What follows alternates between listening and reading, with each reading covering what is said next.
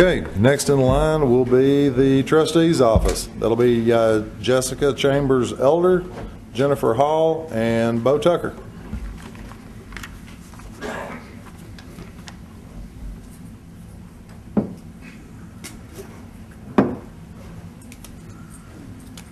All right, I put the names in the fish bowl and have our timer draw them out. This elder will be first. That'll work good.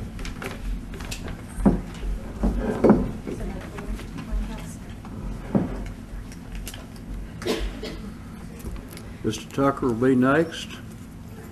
Ms. Hall will be last this time around. Okay? Thank you. If you would address the question I asked as far as what your qualifications and if any improvements that you think that needs to be made to the office of trustee. Okay. I'll address that after my opening statement. First, I'd like to thank the Jefferson County Post for hosting the candidates this evening. Next, I'd like to thank the citizens for taking time out of your busy schedule to come and listen to us speak. And last but certainly not least, I'd like to thank Ginger Franklin for honorably serving our county in the trustee's office for the last 24 years. My name is Jessica Chambers Elder, and I'm seeking to be your next Jefferson County trustee. I graduated from East Tennessee State University earning a bachelor's degree in finance and investments with a minor in accounting. All while going to school, I graduated in 3 years debt-free. Being a sixth-generation Jefferson Countyan, I chose to come back to my home county to try to make a difference. My husband Chad and I are raising our son Weston, who is 3 years old, here in Dandridge. We are active members of First Baptist Church in Dandridge, where I have been a lifetime member. And I'm proud to say that I do serve as an alderman on Dandridge City Council. I'm also an accountant in the Jefferson County Finance Department. So as you can tell, my passion is finance. I've earned a degree in this field, and I work in this field on a daily basis. I'm prepared to serve as your next trustee because of my leadership, my experience, and my education. And the two questions were qualifications. I think I've kind of gone over my qualifications as my leadership, serving on Dandridge City Council, my education, I have a degree in this field. I've earned it, finance and investments with a minor in accounting. And also my experience working in the finance department. I've gained some knowledge in there that will definitely help me apply to be the best trustee that you, the citizens, deserve. There are a few improvements in the office that I would like to explore. I would like to explore improving the technology between the finance department and the trustee's office. I did visit a surrounding county, and there the trustee and the finance department can see the same system. That would help us reduce time on some reports that we do complete at the end of the month. And I would also look into extending hours to make it available for the citizens to come in and pay your bills. I know my husband works till 6 o'clock in Knoxville. So if you want to come in and pay your property taxes, the extended hours are until 4:30 for a few days. 4:30 is kind of hard to make it there. So I do want to explore that option and look at it. My name is Jessica Chambers Elder, and I appreciate your support and your vote. Mr. Tucker?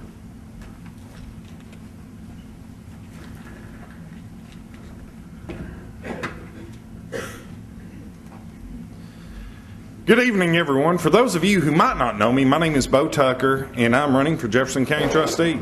I would like to start tonight by thanking the Jefferson County Post for putting this debate together. A little bit about myself. I'm here with my wonderful wife, Lori Steiner Tucker, tonight.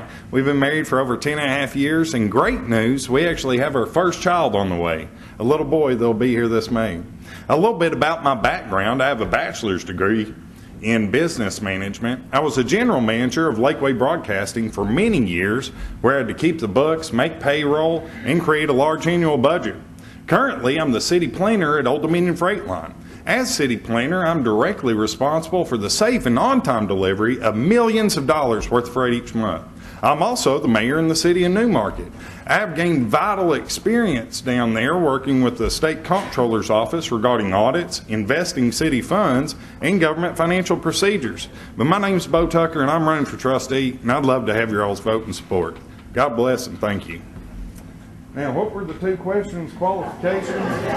Well, what if any improvements that you'd make to the operation of the office?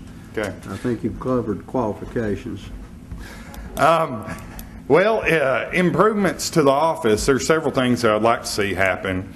One of my things that's very near and dear to my heart is people that are on a fixed income. We all have those people in our lives, whether you're your parents, your brothers, your sisters. They could even be your children for some of you, hopefully.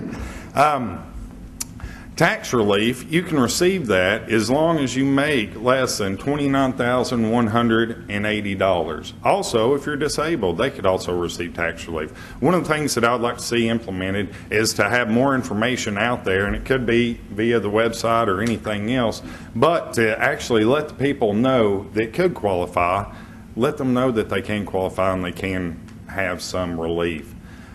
Some other things that I would like to see, it's really hard to pay your property taxes in a lump sum way. You know, I know that the bills will go out in October and they need to be paid by April, but to go in there and you have to fork out, some of you, I bet it's probably $1,500 or more. That's a lot to pay at one time. What I'd like to do is, as soon as you get your bill in October, if you would come down and set up a payment plan with us to where we could break it down over 5 months, I think that would be very beneficial to a lot of people, because to pay out a huge debt like that all at once is very difficult for a lot of people. About my background and my experience, I think I'm definitely qualified. I have the private sector, the private business. I was a general manager forever. Right now at Old Dominion, I oversee hundreds of employees I'm directly over, a lot of management background. But I feel like I have over 10 years of invaluable on-the-job fiscal management and business experience. And what I pledge to give you is a trustee's office that is accessible, courteous, professional, and financially responsible. And that's just through my experience and my background. I've saved a lot of money for the city of Newmarket since I've been down there. We've saved close to $150,000 this past year. Thank y'all. Thank you. Ms. Hall?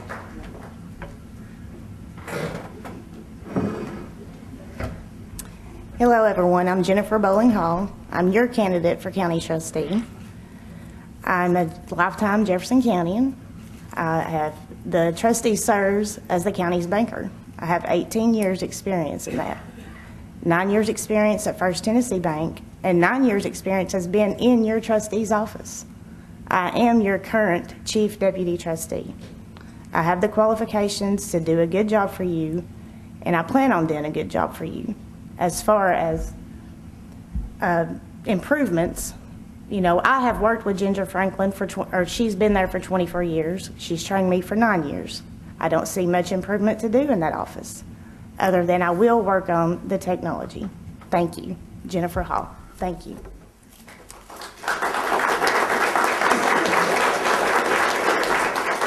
All right, Mr. Tucker, I'm going to have call on you first on this question. Would you consider extending evening hours, having course? You talking to me? No. Okay. KOISKS, Yeah. kiosk.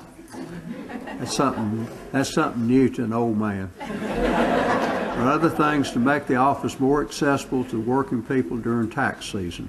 And I'll let you go first, then Ms. Hall, and then Ms. Elder. All right. Thank you again. My name is Bo Tucker.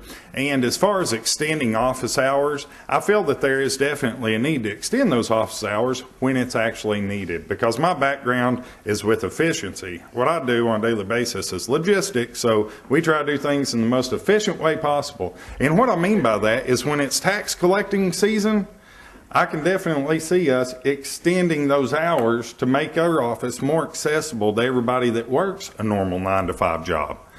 As far as a kiosk, or I think what he's saying is a satellite office, I don't see the need or the necessity for that in Jefferson County. The reason being, one, it's going to be more tax dollars for you all. We have to pay the people and the salaries and insurance and everything else to man those facilities.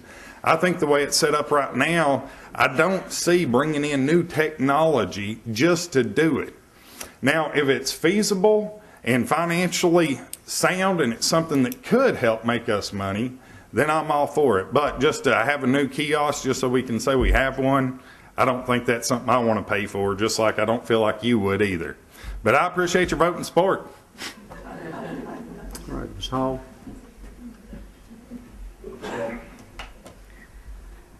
I would look into extending hours, but we also have deputies that now patrol the courthouse. And so that would be extended hours and more pay for the deputies. So that was something that we would have to look at. And that would be extra taxpayer dollars.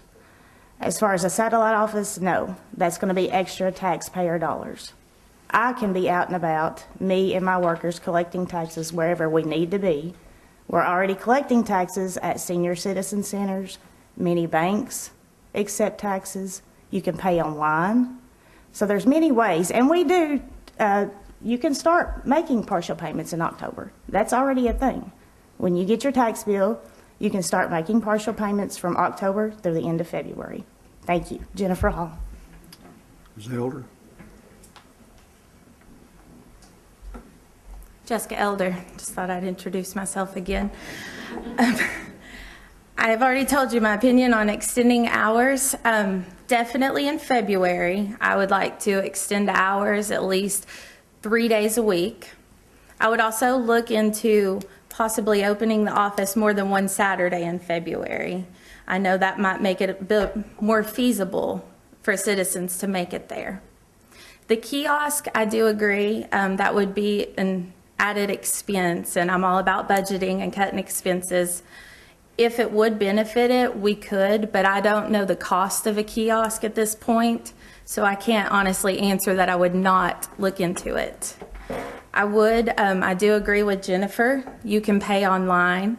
I would continue collecting in all the senior citizens, and the banks would continue collecting as well. Thank you. Ms. Hall, let you go first with this question. How aggressive should the trustee be in investing the county's idle money? She should be very aggressive. It should be secure. Security is your first and main thing. It's more than the rate even. Security is number one. So yes, the trustee should be very aggressive with that and look closely into it before any money is invested, any of the county's money is invested, because that's your money. Thank you. All right, Ms. Elder. I do agree. She should be very aggressive. I would definitely look at the security before investing. I would also look at the season to make sure that the funds that we do have to invest are available, and it is the correct season to invest those funds because our revenues come in seasonally. I would also look into bidding out the banks to earn the best return. And I believe that's one of the aggressive moves that we could take with this county to earn the best return for the citizens. Thank you. All right, Mr. Tucker. Repeat the question one more time, if you would, Judge. I will, glad to. How aggressive should the trustee be in investing the county's idle money? I think that the trustee's office should be very aggressive in investing idle funds for the county. Now, I know that they all brought up security. That's the main thing that the government and the state actually looks into. And if you're not doing it in the most secure way possible, you're going to be hit with an audit finding. Currently, right now, you can only invest at any one point up to $250,000. So if I was going to make an investment, the best investments currently are through LGIP, where they are secured because it's actually through the state of Tennessee. It's a local government investment pool. Those are bringing the largest amount of interest back. Those are 1.3 right now. That would probably be the way that I would go. But to do that, you have to remember you can't go over $250,000. So I'd probably invest around $244,000, $245,000. So then over the 2 years, because you can only invest for 2 years, that interest won't put you over the cap, and then you get an audit finding for having too much money in your investment. It's very, very strict and regulated as far as what you can do. And I mean, you can do CDs, bonds, annuities. There's all kinds of different things that we can do. But I think having a financial background and having had invested city funds and other things that I actually have a little more of a personal experience in this field. But another thing is, let's say if it was in the county, for instance, they have to be collateralized here in the county. I know that it was also brought up about bidding out the banks. That's actually something that you are supposed to do. It hasn't been happening here, but it is something that's supposed to happen. That too keeps us up with the upward trends because banks are always competing with themselves. Every few years, if you do it, you're going to end up with somebody that might have better rates and rates of returns. But I appreciate your all's vote and support. Thank you. Okay, thank you. All right, Ms. Elder, does the trustee have any authority over the citizens' tax bills? Do you understand? Can you go a little bit deeper on that? I'll repeat it. Does the trustee have any authority over the citizens' tax bills? Okay, if I understand that question correctly, the trustee does not have any authority over the citizens' tax bills. The tax bill is determined by the property assessor and your property value. My name is Jessica Chambers Elder. Thanks. Mr. Tucker.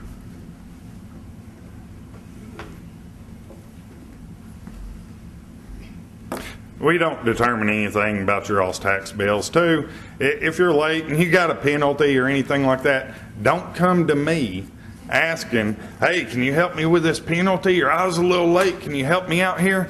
Because I don't want to go to federal prison with you for tax evasion. I might like a lot of you, but I'm not willing to go that far. There isn't anything that we can do, and just your cities, they all have their property tax set. So you'll be paying your rate, and it does go through the property tax office as far as the bill and what you will actually have to pay. We do not decide that in any way, shape, or form. We can't set the rates. I wish I could. I'd love to lower them. We pay quite a bit, but thank y'all. Ms. Hall?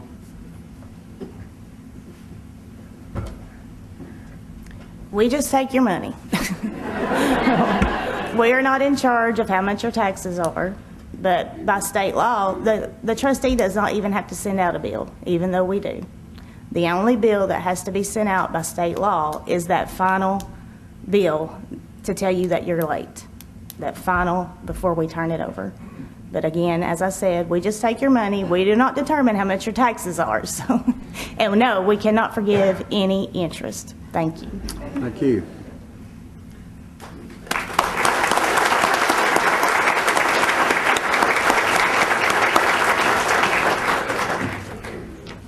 Thank you all very much. Thank you.